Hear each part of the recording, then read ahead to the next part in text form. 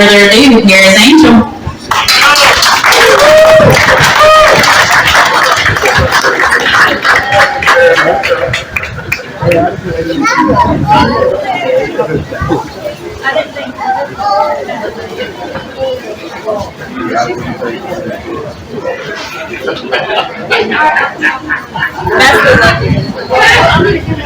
I'm Angel Sanchez and I'm an alcoholic. My sobriety date is October 8, 1998. Thanks for introducing me, Victoria. Appreciate it. I gotta say, there's good groceries out here today. Y'all enjoying it? Yeah, it was good. It was good. I had to eat fast because I just came in. And for those of you that jumped in line, I apologize for that. They didn't mean to do that, but they forced me to do that, so I just did that. Just a little bit of business first. I have a home group. My home group is the Hallfields Group, and it's in Devon, in North Carolina, and it's about 2 hours away from here. For those of you who know where Devon is at, it's between Greensboro and Durham, right back in the middle of 85. And one meeting meets on Thursday night at 6:30 to 7:30. And the format follows is basically what is sharing that night. It could be a big book study, a 12 and 12, a grapevine. We use our AA literature. Living sober, came to believe. We believe that using our literature keeps us in check. So ain't no telling what might be going on, but it'll be AA approved literature, that's for sure. I have a sponsor. My sponsor has a sponsor. I'm not going to go any further down that line because he's pretty old now. But I sponsor several individuals. Most of them are in the gated community. For some of you, I'll be using the word gated community, just a little footnote, means it's not a high-end area like a country club or fancy living. It's prison, okay? It's just gated community. So you'll be hearing me saying some of these words, so I just want to make sure everybody's on the same page. You don't get lost on me. Man, it's a nice day, besides the wind, but it's a good day. I think I'm a little bit overdressed or underdressed. I had a coat in the car, and I said, should I get this down? I didn't know. And I said, well, and they were wrong there. The one time said, man, you're good to go. I said, all right. So I appreciate being here. Thanks again, Joe, for having me, invited me to this wonderful event that you have here. A lot of folks here. And I'm supposed to say in the general way what it used to be like, what happened, how it is today. And I'm going to do that as general as possible. And I'll try to stay within my time. What is it, 2.5 hours I got to speak up here? Great. What up, individual? Okay. You probably might be saying, well, where's this guy from? Because he talks kind of funny. And honestly, I think you guys talk kind of funny. But I'll tell you, I'm not from this state. I'm actually from Havana, Cuba, from the islands, Caribbean islands. And I came to the States when I was about 5 years old. I came with my mom. My dad still behind. Came to Miami. And my mom, she really didn't know anybody in the States. We had the opportunity to get out of that country. That island at that time with the economic and everything is bad. It's still there today. And we were granted to get out, and we got in, not on the boat or nothing. We didn't skate. We went actually in a plane. Actually, flew us over in 1970. And I remember that my father stood behind for whatever reason. I'm not going to get into that. But she didn't know many people, like I said, and personally me, I didn't know anybody. And it was real difficult for my mom at that time. And she had to go to work, and she didn't drive. She had to wake up at 3 hours in the morning and take me to an elderly lady to take care of me. About 2 or 3 o'clock in the morning, she had to start about 5 o'clock, so it was quite a distance. I didn't want to walk at that time at 2 or 3 o'clock in the morning, getting me up was a drag. So I gave her a hard time for that. It's just the work that she had to do. One of the things is, it was kind of, when my father came in the picture, it was about 2.5 years after, and I was about 7, 8 years old or something. And it was great. It was great because now I'll be talking to some of the kids that I play in the neighborhood with, the friends that I met. And, they have both parents. And, for me, I was proud of having now, the complete set, my mom and my dad. And, I would kind of boast about that. I would say, hey, look, come here, look. both there. Next thing I got to stand, you know. So I was real happy about that, and it was great. And my father went to work right away, so things were going good, I guess. But they didn't last long. It didn't last long. And you know, I can't really say what's a dysfunctional family because I mean, I could probably look it up in a dictionary and give you what it is, but I'm not going to be judgmental on it. I'm just going to tell you what I went through. And pretty much after he got in there, it was less than a year, man. I would say the pots and pans, the cursing, the profanity, the verbal and physical abuse was going on, you know, with my mom and my dad. So it was just crazy. And of course, I would come out of the room and I would say, you know, I'm thinking that they're fighting about me. You know, I'm the thing.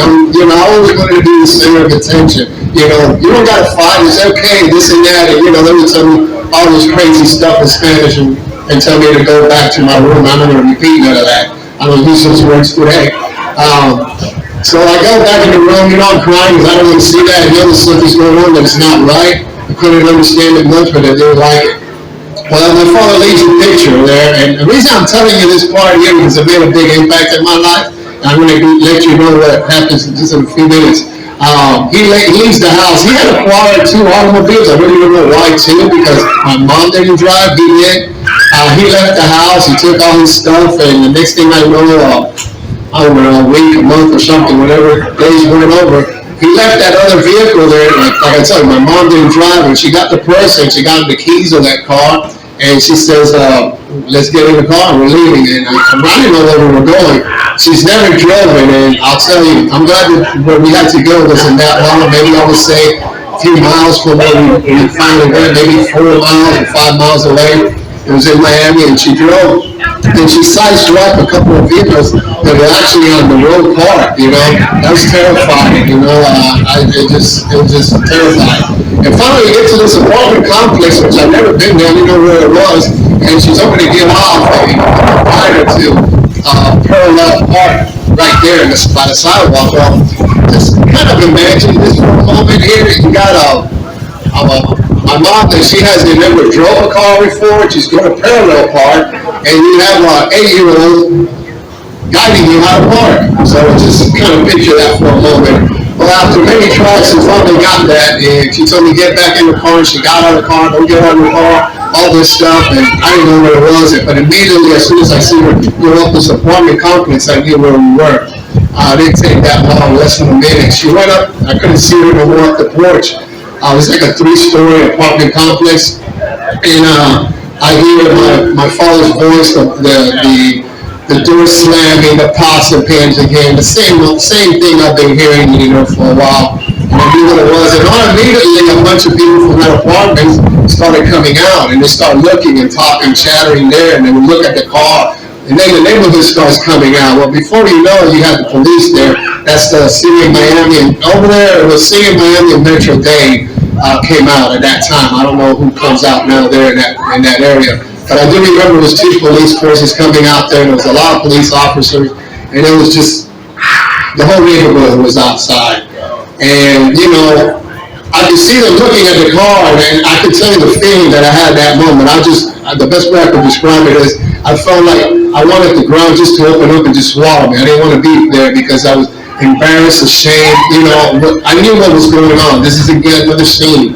Well, the police ran and sat right and went up there inside the apartment, and they came down with my mom, but my mom didn't come up peacefully out of there. She was kicking, screaming, yelling, fighting with all the police officers. And some of you probably been around when this happened. If you remember the Rodney King beating, well, let me tell you, I saw that one before it happened in LA. I saw the officers beating my mom up with billy sticks and punching her and did everything they can right there on the floor, and I'm looking at that. Now, let me just back up on something. I don't know if some of you ever, when you were growing up, you had like a role model, wanted to be something. Some people might be a fireman, a lawyer, a doctor, or a surgeon, whatever you want to be. Well, I want to be a police officer. I wanted to be a cop. And when I tell you my story, you'll say, boy, he really went completely the opposite direction. But I'll tell you that I wanted to be a cop. I kind of like the cop shows. I like seeing, I remember Adam 12. I used to like the cars. I used to like the uniform, the badges. I used to like the glasses they wear, the hat. They do wear hats no more as much. I noticed that, and I like what they stood for. As the thieves and catch them, the robbers, the bad guys. I wanted to be one. I mean, I was just obsessed with that. And now, all of a sudden, my mom just getting beat on by these officers. She got her herself, and she finally stopped fighting there, and they put her right next to that porch and she just stood there, and she was calm there.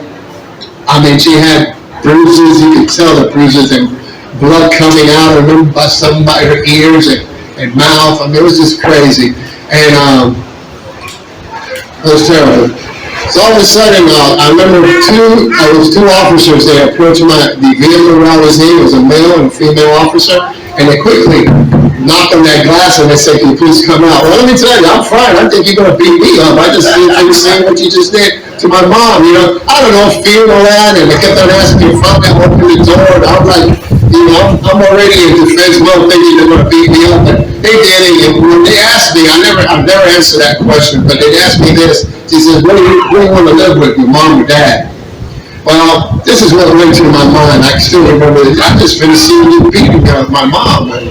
My dad doesn't want me. He left me. My mom's all beat up the wall. I mean, I can't believe it, none of that. Well, one good thing came out of this. It didn't arrest my mom. I guess back then they just didn't do that. I guess you get a beating and it's okay, and then you just send you home. And well, like I said, one good thing came out of all this, that they put us in back of a police car. So I actually said the first time I was, back of a police car was about age 8 or so. And but it was a good thing, because just the alternative would have been driving back home with my mom. They wouldn't tell me what she would have had. Besides, she didn't even have a license, but they didn't even know that. I know. So we went back and they took us back home, and we were getting there, no call this time. The police dropped us there, and immediately my mom got her purse again, and she grabbed it. It was already dark. It was not daylight no more. So she grabbed me and told me, "Let's go," and I had no idea where we were going. I said, "It's going to cost us another scene. Go ahead and see my father. It's time we're going walking." But no, we went to a bus stop, and I thought, "What you going to a bus stop and get a bus and do that?" But we were on the opposite side where he lived. I mean, the direction the bus was going. And I can't tell you exactly what it was, but she started consuming a bunch of pills. I don't know. For all I know, it could be Tylenol Bear or something. I don't even know what it was. But she started consuming all these type of pills. Well, I know what she was trying to do. And, I'm crying and telling her not to do that. And, of course, she wasn't even listening to what I said. She was not successful. I'm glad she wasn't. And just a couple of days after, we went to McDonald's, and I remember I sat down in the butcher stop to get something, a Happy Meal, whatever I was going to eat. And as soon as she comes back to the table, this time she starts doing the same thing, consuming a bunch of pills, and I don't know what they were again. And this time I didn't cry. I just looked at her, and honestly, this is what I thought. Just go and leave me by and leave me alone. That's what it was. From that moment on there, and the reason I tell you this is more from right there, my transition of life just went completely the opposite direction. I didn't care for the law, didn't care for my mom, didn't care for my dad, didn't care about anybody. I don't care about anybody. Definitely I didn't care about you. And that's the type of person I became. There was no nature, no love, there was no compassion, there's no understanding, there's nothing with me. I became pretty much, which I actually have the papers for, a clinical sociopath. That's basically what I became. I didn't care about anybody. I did pretty well. I'm going to fast forward. My drinking, I could honestly say I started probably about the age of 13 or 14. Can't remember exactly, but I can tell you looking back, it was peer pressure. I remember some of my friends were much older than me. I was about 13, 14. They might have been about 17, 18 or so. They're much older. I looked older than them. They used to get cards. They used to get carded back then to go into places that I didn't. I didn't have the ID they did. So it was kind of interesting how that worked out. So I got in, I drank, and I remember all of a sudden, I told you my last name's Slinton. I don't have no problem with people telling me I'm talking about my name and everything. But I got in, and I felt the essence for centuries. All of a sudden, I became Superman, This thing just gave me great powers when I drank. It gave me a great feeling. I could play ball better, basketball, football, soccer. Let me tell you, gents, and ladies, I was Casanova. That's all I can tell you, man. I was the thing. I danced. I could do everything better. Now, this is in my own mind, all that. I believe all that I could do all this. And this is what happened. At first, I drank maybe once a month, and we would just party once a month. And then later, it became on the weekends. And then I saw my friends all of a sudden. Let me go back. I got to tell you this story. I remember I did pretty well in school. I was one of those A students. I rarely had a B. I don't even recall ever having a C. Now, back then, I don't think they had even honor rolls and all that stuff. They might have. I don't remember. I was just in regular classes, but I used to ace everything. Homework, I just do it like a moment. I was just bored. Now, my conduct, straight F's. Not even D, straight F's. I was one of those that finished my work and I just disrupt the whole class. Well, this teacher in fourth grade, I'll never forget this. And they can't do this nowadays. I don't believe they do that, but they sure did it back then. Well, this one was. And it was this teacher that if you say some profound thing or some curse word, she'll wash your mouth off with stuff. Some of you might remember that stuff.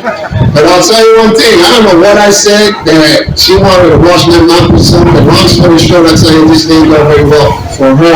Next thing I know, they called my daddy to pick me up because of course my mom still wasn't alive.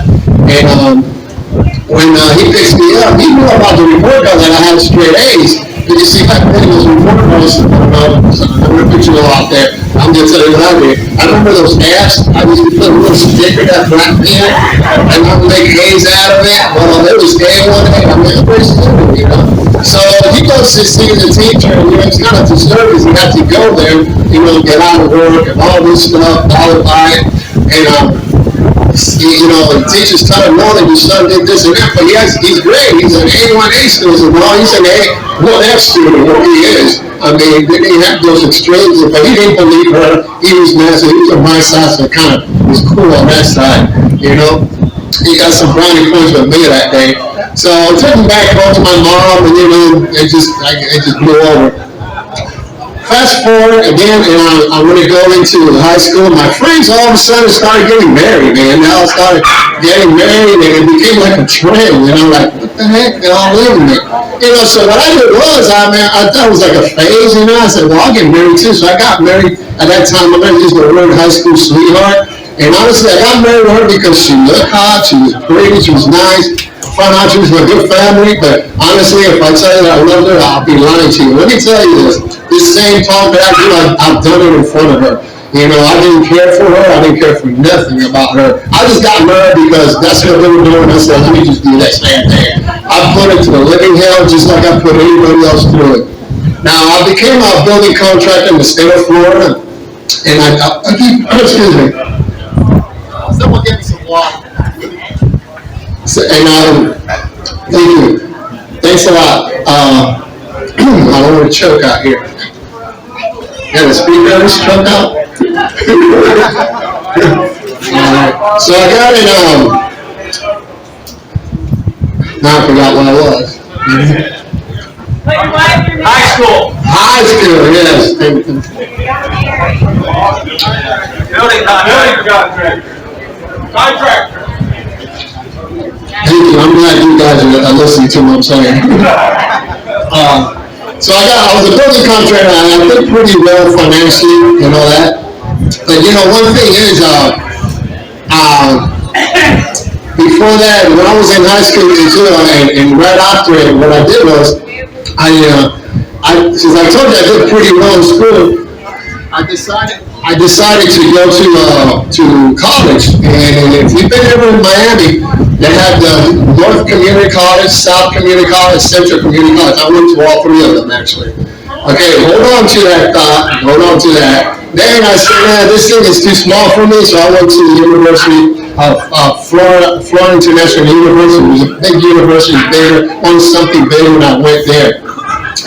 And it wasn't feasible, so I wanted something bigger. So I went to the University of Miami. All of you know part of that, the U. Okay? Now you might say, "God, this guy's pretty bright." No, let me just correct your thoughts, and let me tell you this: I went to all those colleges, I went to all those universities, but let me tell you, I never stepped in none of those classrooms, and I never registered. I went to conduct illegal activities in all of them.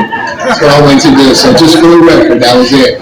I did meet a lot of actually people that are in the Hall of Fame now today. It's pretty interesting, looking back. I mean, I got pretty extensive list of people that I know that are actually there. They get to where they get. That's another story for another day.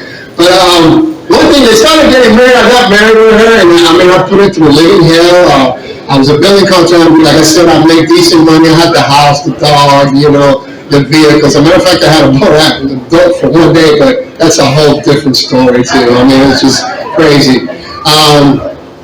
But all that stuff, I met these other gentlemen that they were probably as my age than it is today, or much older than me, and they had something besides money. They had a lot of money, but they had something that I wanted. They had power.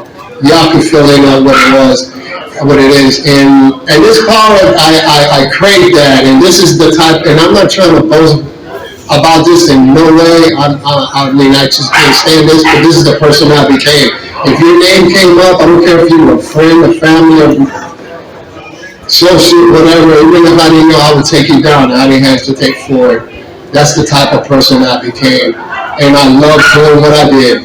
I mean, it was just like drinking this water right here, probably easier than that.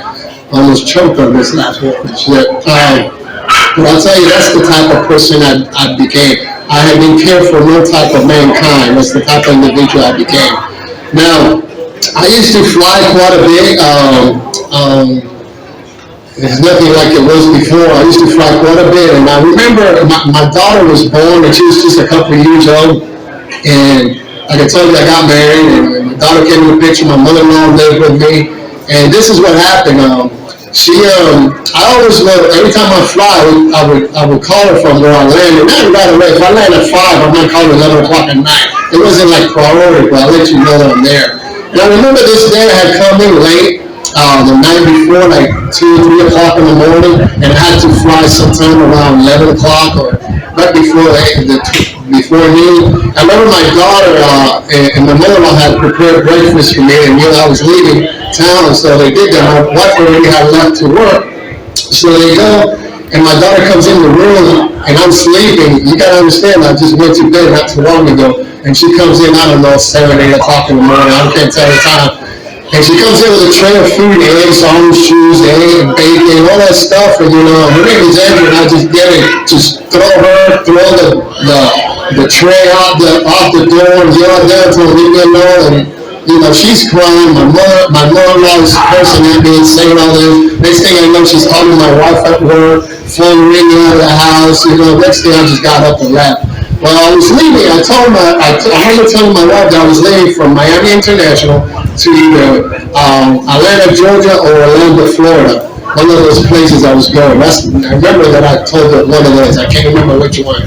Well, I got on the plane. Next call I called her from Winston-Salem, Forsyth County Jail in North Carolina. I'm sure y'all know where that's at. Well, guess what? I just been arrested. Again, I'm going to fast forward to this. The federal BOP rules of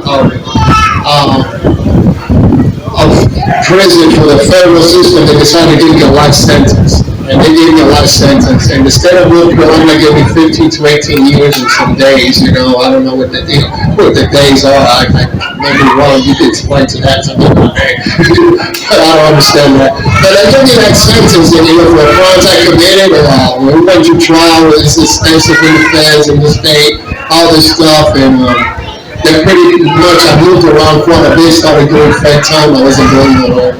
My family would come and see me from Miami about 3 times a year. They come in March, which is my birthday. They come in August, which is my wife and I anniversary. They come around Christmas time, and they come and see me.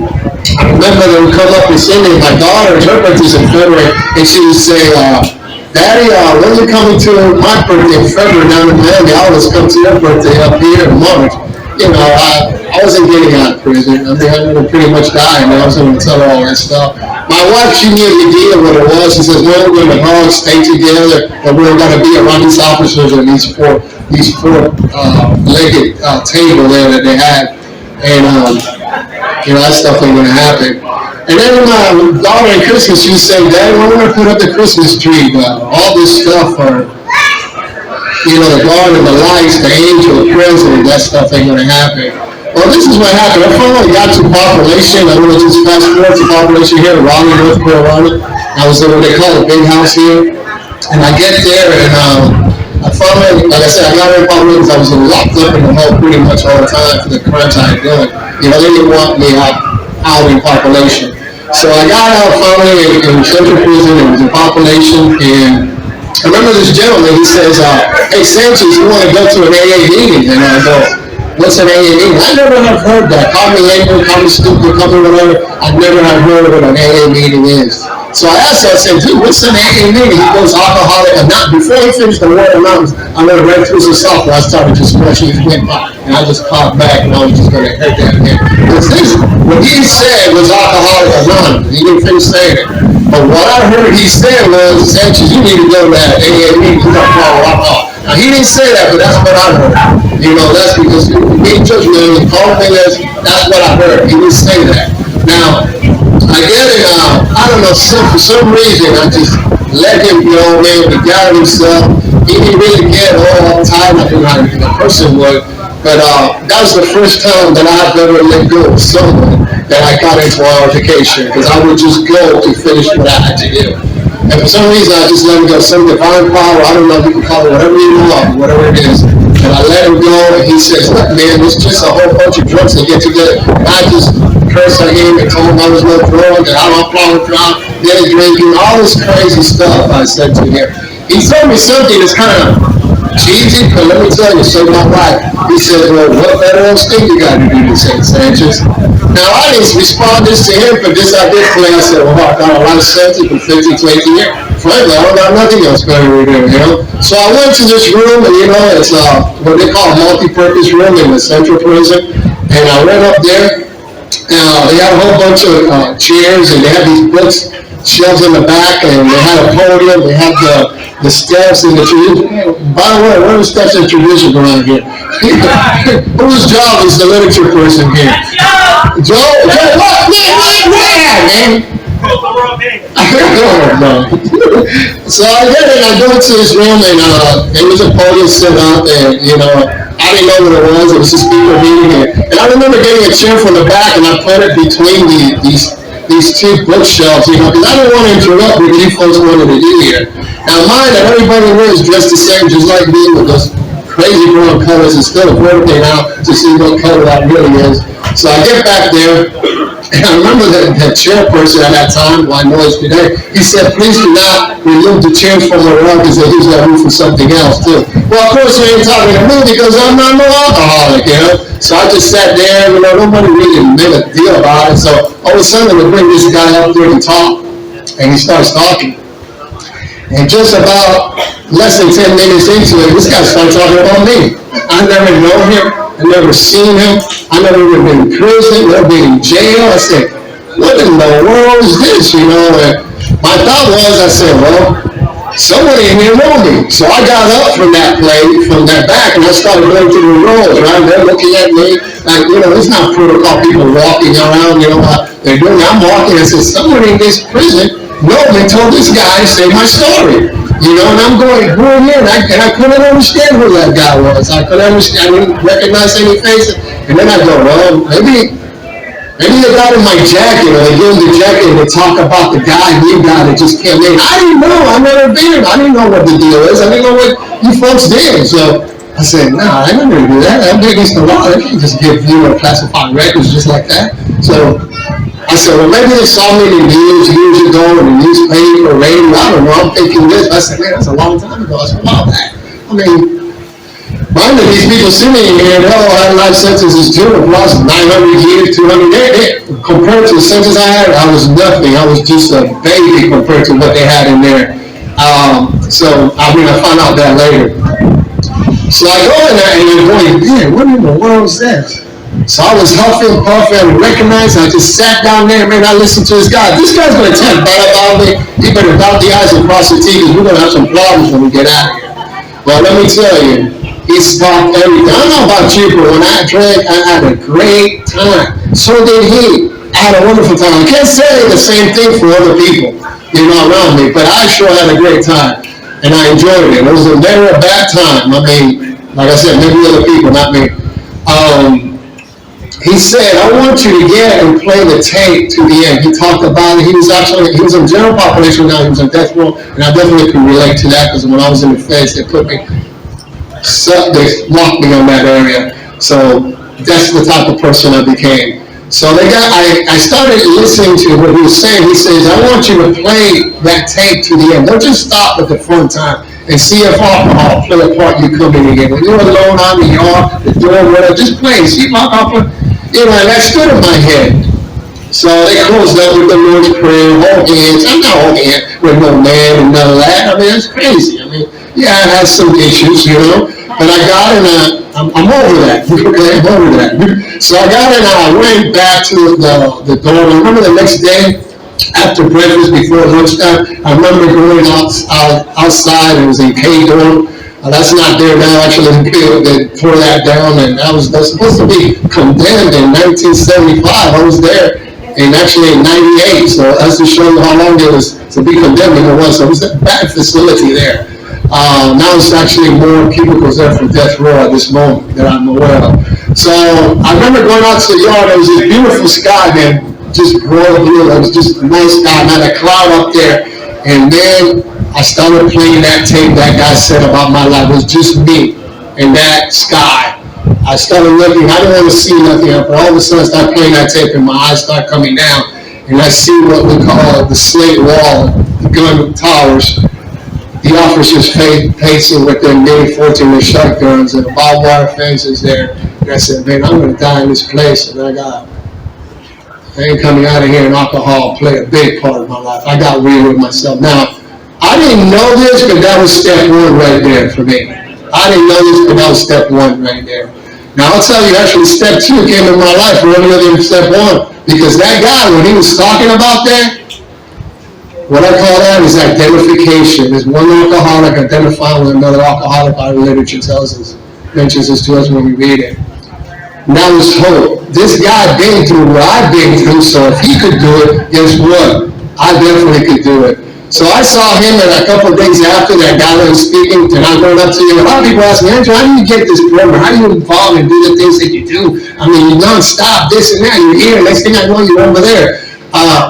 Look, man, I just went after this the same way I went after life before. If I wanted something, I was going to get it. And let me tell you, this is how I went. I told this guy, I said, hey, dude, come in, man.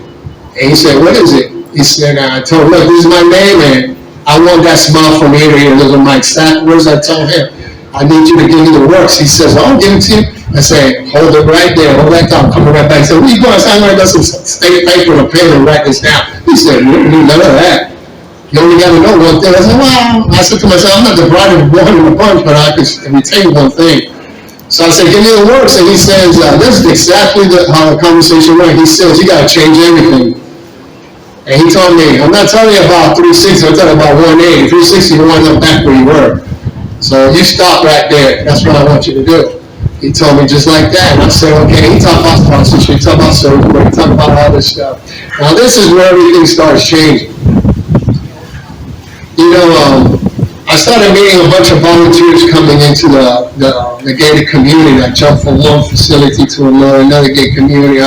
They always be moving me around for whatever reason they chose to move me around. I really didn't care where they moved me because I wasn't going nowhere, and then it's not like I had people that knew me from the outside here. And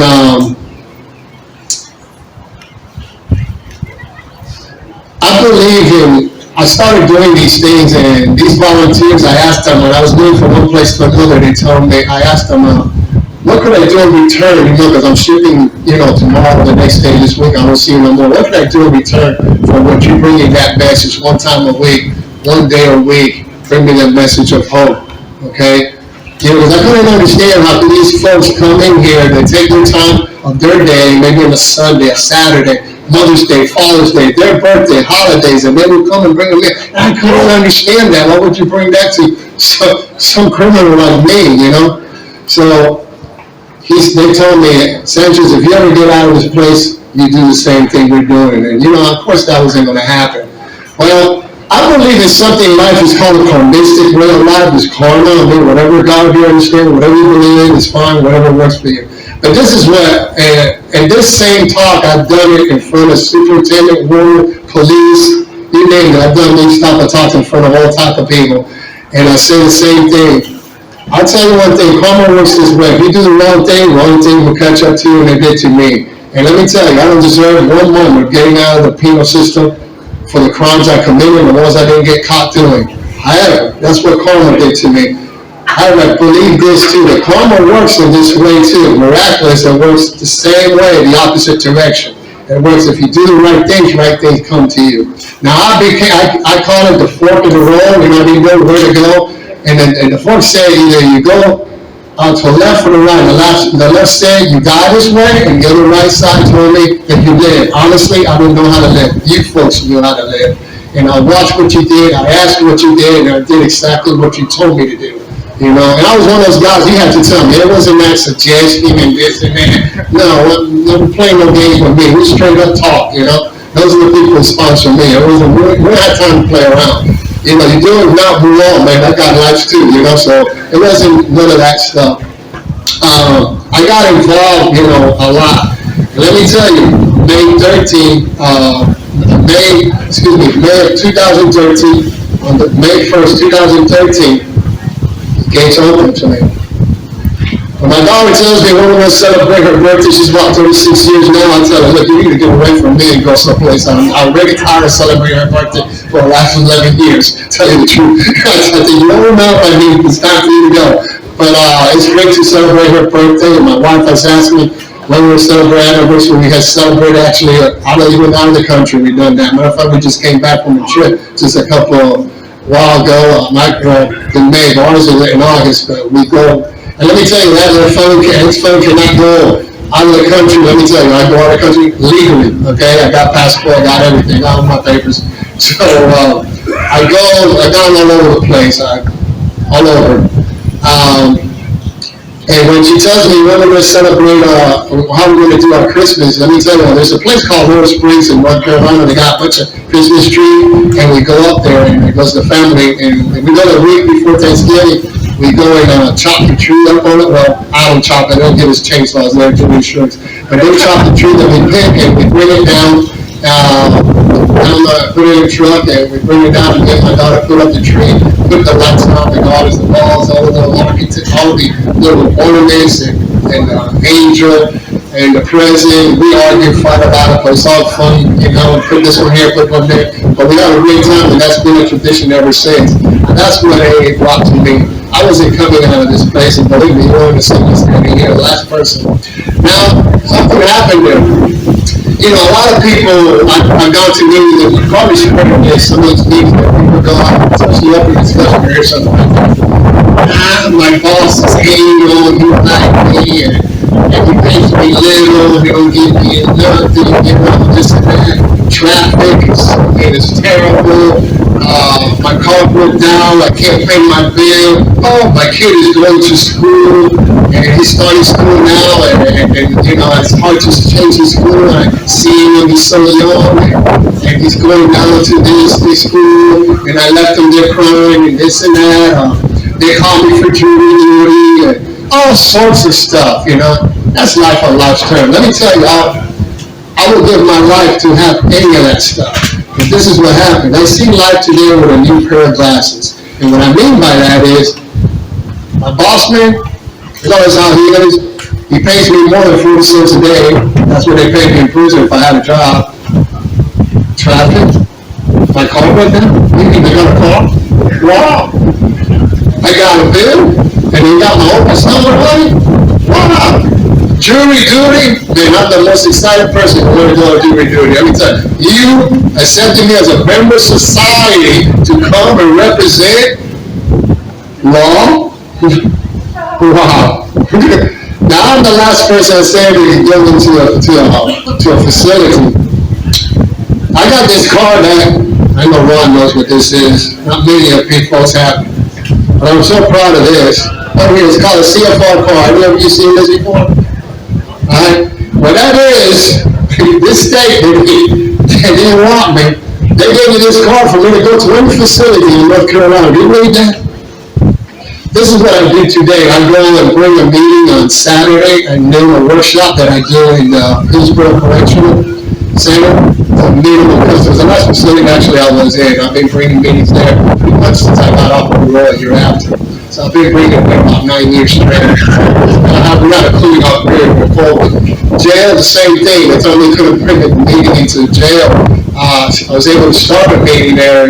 In the District 33 I'm from, they said, we spoke with the sheriff, we've done this for years, You've heard all that.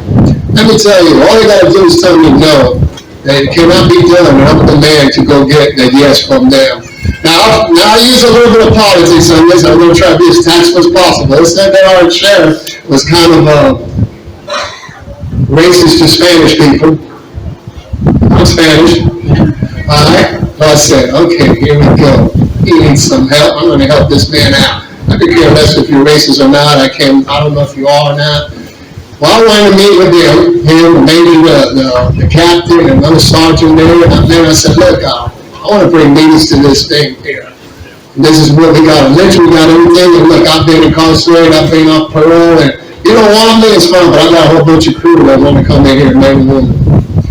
Well, guess what? We're bringing meetings there. I don't have no problem with his racism. He has no I mean, it's fine with me. He wasn't racist with me. He accepted everything, so I'm good with it. So all that I gotta hear is someone say no, and I'm there to go do that job. It's easy to do things that are already done. I like doing the impossible. I always did. I mean, I'm a top alcoholic. I've always been. So this brings me to this. I've been all over the place. I bring meetings there. I bring meetings to the jail on 10 o'clock to 11 o'clock on Friday. There's a jail that's in Graham. That's on District 33. It's about 7 minutes away from my house. The prison is about 15. And I'm pretty much gone to pretty much all these prisons to talk or jail or something to do some type of event. When I got out of prison, for some reason, the district was that I got out of October and December. I went to the district and said what all this was about. And all of a sudden, they needed to do elections and they needed a CFC representative, correctional facility coordinator. Well, guess what? I was it. Now, they didn't trust me much because nobody knew me really, but that's okay. That's when they told me about it. I told there's a jail that needs to actually not even a block away. That's where that jail was, or that group right where the district meets. And they told me that, and we were able to do that. Not me, it was another gentleman that passed away that he also helped me a lot. I could say his name, Ed McCall. Sure, he doesn't mind. He wouldn't say nothing about it. He's gone. He helped me a lot through all that stuff. I know some of you probably know him out here in Charlie. He lived out here. Great man. He helped me a lot. He wasn't my sponsor, but he helped me a lot through a lot of stuff there. So we're able to do that. And I take guys out also on Thursdays, take them out on pass. Guys that we bring them to my home group, and later we can take them out to meet with the group. We do things like that, so that's great. Today I can actually say that I love and care for human mankind. I've been able to make a lot of amends, not all of them. There's a lot of amends that I would never be able to make. It's just impossible to do, but what I do is a lot of indirect amends. So that's the things that I do just to try to make things right. I don't have a butt kicking machine or anything like that. Well, after the district meeting, after 2 years of serving that, they elect me to be the CFC for the area, Correctional Facility Coordinator for the state of North Carolina. So now I just moved to another level. It was over the state. And I did that free from bondage. Some of you probably were there, and we put out a big thing. One of my things is about numbers. This is where I'm coming at. They told me their highest attention was 285, I believe, or 284, and I told them I'm going to break that, and they said, okay, good luck with you on that. About 301 people in there. I broke the record on that. following year was the COVID year. Let me tell you, I was going to break that one to my own record, but we did it. But we got around over 200. I think it was 225 people. They had that this year less than that. So I could bring people. I've met a lot of people in my lives. So COVID came and it left me a void. I couldn't take guys out of class. I couldn't go out of jail. I couldn't go to prison. I was just corresponding, doing phone calls, and a lot of correspondence with GSO with some folks from all over the country. Actually, they were from all over the country. Just corresponding, with other guys in other facilities and all over the world. So that was good, but I mean, it was still a void. I had like a hole that just hit me. And I couldn't do nothing. All of a sudden, this thing about the national correction that Victoria was talking about came up, and I've been asked to go speak for them when they first started, but I always had some type of commitment. I couldn't go, but that year, for some reason, I didn't have nothing, and my sponsor was speaking, and then they needed another person to speak. So I said, well, that's where we go. I was going up there anyway, so we went. We bumped with Steve. That's pretty interesting, my sponsor. So we went up there, and we're there actually in New Orleans in Louisiana. That's when I met Stacey. I already had spoken to Stacey on the phone. Some of you know her. She's from over here. At that time, she was staying there, and I knew what she was about. I really had heard enough a lot about her, and I grasped her. I was like a sponge, and I remember there was a speaker speaking up there. I can't remember that what night it was, and I looked at my sponsor was sitting at the table there. We had to speak to we were really meeting that night, and I told my sponsor, I'm going to bring this to North Carolina. This national thing with Carolina. So he smiles at me, and he's one of these, and he'll tell you, well, Adrian, there's a bidding process, and you can always lose. I said, Steve, I ain't losing. We're going to bring this to North Carolina. He said, all right, you got to do this. Well, guess what? I got there by the back door to the advisory committee for the national. I got in there for a whole year, learned everything that's going on. And what I did was, those volunteers that used to come to see me, bring messages, or bring a talk or something, I got them all.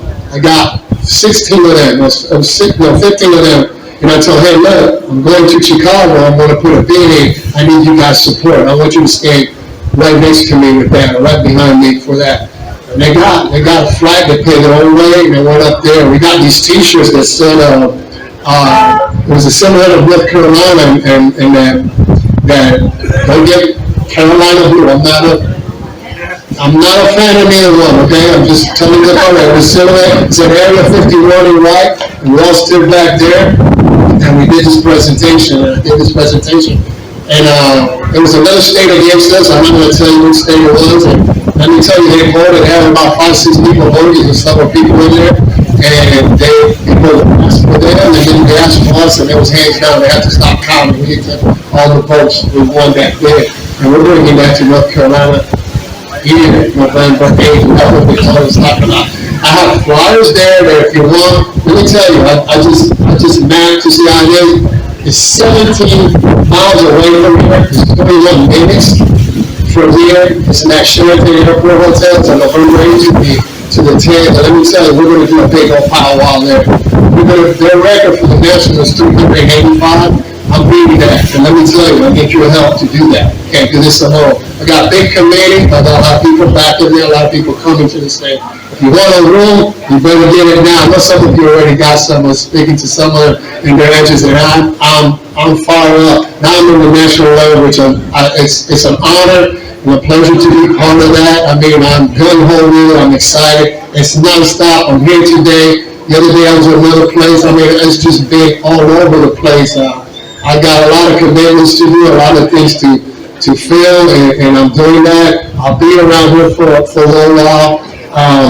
I just want to close up with this.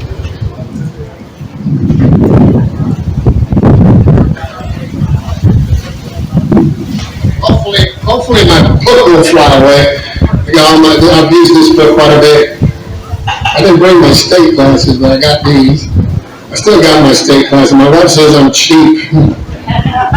I said, they got a lifetime guarantee, literally. A lot of folks tell me, why you do this and all that. And I guess the best way I could explain it is, I'm more of an advocate of Dr. Bob. He kept things more simple. I'm one of those that keep things simple.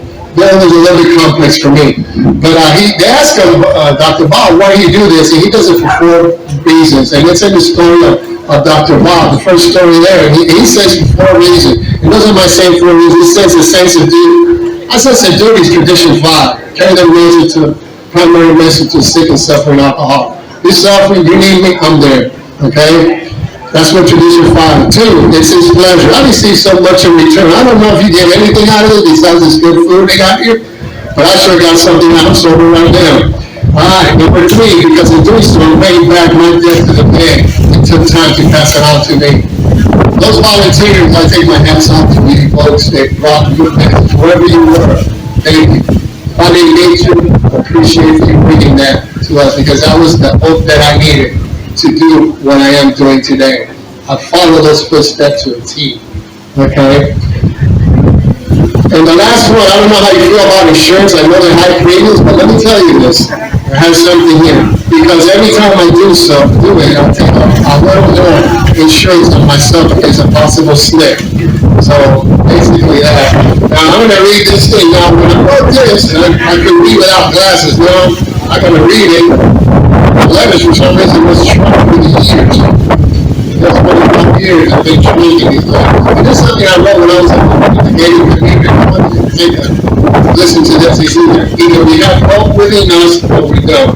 It is the dimension of the soul. Hope is this deep and powerful sense. It's the ability to work for something because it's a good and not just because it stands a chance to succeed. It is also this hope above all which gives us the strength to live and continue to try new things, even in conditions which seems hopeless as always do here now. Remember, I was in the gated community when I wrote that. And maybe you might be going through hopeless situations. I therefore find a positive passion in your life that gives meaning to you as it has given meaning to me. I want to thank the committee, the district, I believe they put it. Joe, thanks for having me here. Victoria, once again, thanks for introducing me. And I want to thank all of you members from this district, all our members that are in here. I got flyers there, so if you want, you could do the barcode, you could do the thing. I'll even take your money if you want, but I sell, I got cash, I got everything. So if you want to register, do it again. If you want a room, I'll tell you, get a room right away because the room was booked. They told me that the lady that I deal with the room, she said she's never seen bookings so far ahead that quick. I was being done. She says, I wish all of your plans were like that. I said, lady, you just don't know what I'm capable of doing. So, thanks again. Thanks for having me here.